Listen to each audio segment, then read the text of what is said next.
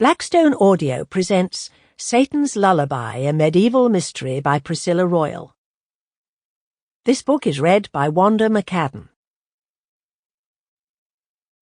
To Mary Ann and Clark Johnson, for the pleasure of your friendship. It is difficult to fight against anger, for a man will buy revenge with his soul. Heraclitus, quoted in Aristotle's Politics. Translation, Benjamin Jowett.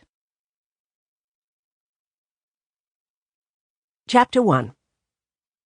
The north wind bit with the sharpness of an angry dog's teeth. The afternoon sun, weary of its summer rain, had grown pale.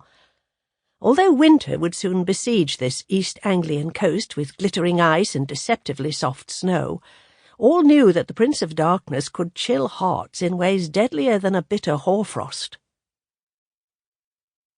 Gracia, Prioress Eleanor's young maid, hurried down the path toward the courtyard near the open gate to Tyndal Priory.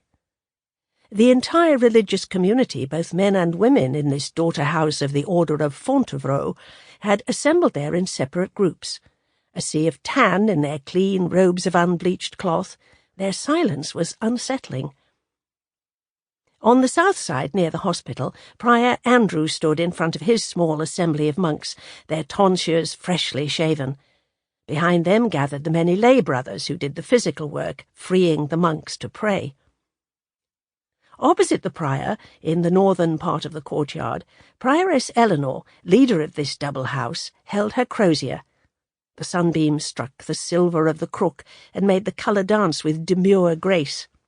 Her veiled nuns, no longer accustomed to the world beyond their cloister, lowered their eyes as if confused by the sharp brightness outside a chapel.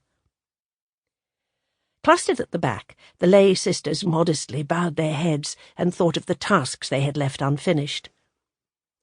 Only a few had been excused from this event. Anchoress Juliana and her servant were not expected to leave the enclosure of their anchorage. The sick were allowed to remain in their beds. Gracia, a child who had taken no vows, was exempt as well. But she was curious.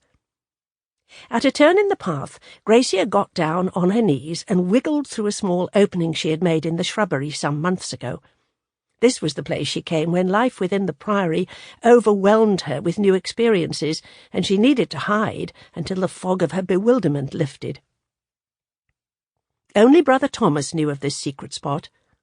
Although she loved her mistress, Prioress Eleanor, she adored this gentle monk who had taught her that— Sample complete. Ready to continue?